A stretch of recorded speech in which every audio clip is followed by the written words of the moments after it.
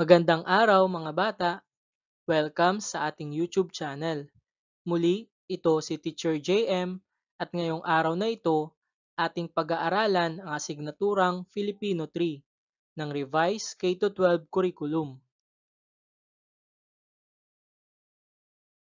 At ang ating paksa ay tungkol sa mga salitang magkasalungat. Ang ating layunin, pagkatapos ng araling ito, ang mga mag-aaral ay inaasahang nakikilala ang kahulugan ng mga salitang magkasalungat. Ating tignan ang mga sumusunod na larawan: matigas na bato, malambot na unan. Ano ang napapansin nyo sa dalawang bagay? Ang mga salitang matigas at malambot ay magkasalungat o magkaiba ang ibig sabihin? Ang pag-aaralan natin ngayong umaga ay mga salitang magkasalungat. Magkasalungat ang tawag sa mga salitang magkaiba ang ibig sabihin. Ang magaan ay kasalungat ng mabigat. Ang gutom ay kasalungat ng busog. Ang maliit ay kasalungat ng malaki. Ang pagtukoy ng magkasalungat ng mga salita ay makakatulong sa iyo upang mapalawak ang iyong bokabularyo o talasalitaan.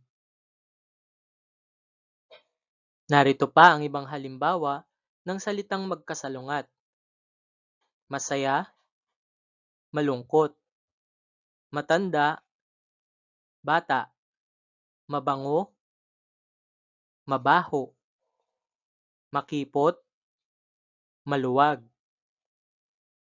mabagal, mabilis.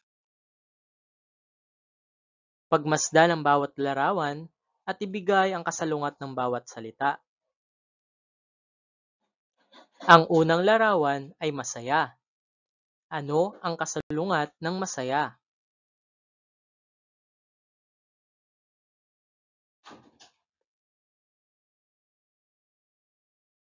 Tama, ito ay malungkot. Ang pangalawang larawan ay mabango. Ano kaya ang kasalungat ng mabango?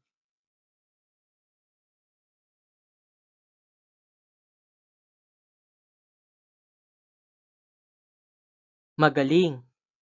Ito ay mabaho. Mabaho. Katlong larawan, malaki. Ano kaya ang kasalungat ng malaki?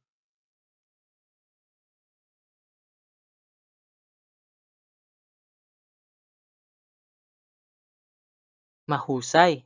Ito ay maliit. Maliit. Ang pang-apat na larawan ay mainit. Ano kaya ang kasalungat ng mainit?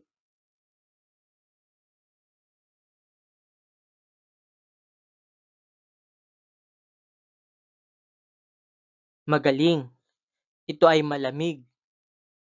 Malamig. Panglimang larawan, mabilis. Ano kaya ang kasalungat ng mabilis?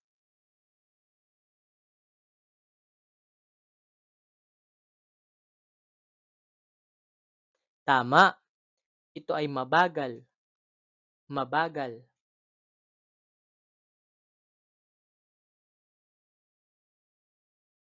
Ano ang tawag sa mga salitang magkaiba ang ibig sabihin?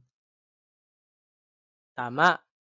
Ito ay magkasalungat ang tawag sa mga salitang magkaiba ang ibig sabihin. Ating sagutan ang pagtataya na ang panutong piliin ang letra ng kasalungat ng mga salitang may salungguhit.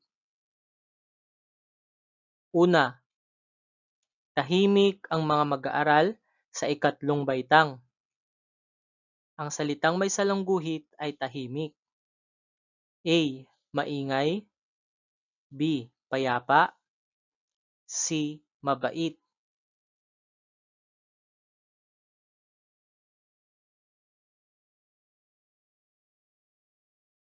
Magaling! Ang wastong sagot ay letrang A, maingay. Pangalawa, maaliwalas ang paligid ng aming paaralan. Ang salitang may salungguhit ay maaliwalas. Ano kaya ang kasulungat nito? A, madumi. B, malinis.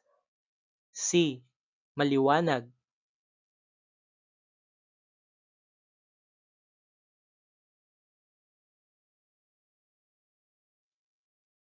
Tama! Ang kasalungat ng maaliwalas ay madumi. Pangatlo, umaga na nang umuwi ang aking tatay galing sa trabaho. Ang salitang may salungguhit ay umaga. Ano kaya ang kasalungat ng umaga? A, hapon. B, madaling araw. C, gabi.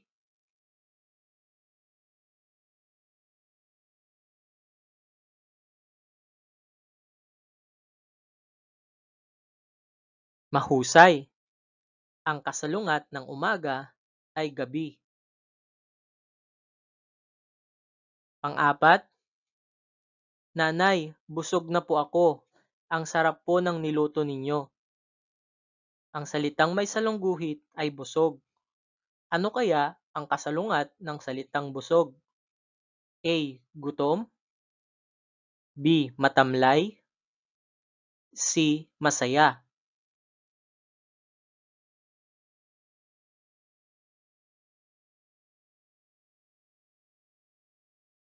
Magaling! Ang kasalungat ng salitang busog ay letrang A, gutom. At ang panglima, mataba ang alaga naming aso. Ang salitang may salungguhit ay mataba. Ano kaya ang kasalungat ng salitang mataba?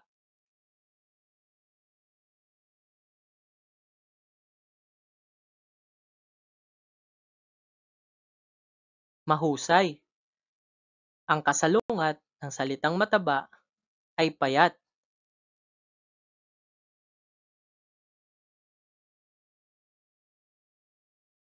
At dito nagtatapos ang ating pag-aaral sa Filipino 3, Quarter 2 ng Revised K-12 Curriculum na may paksang magkasalungat.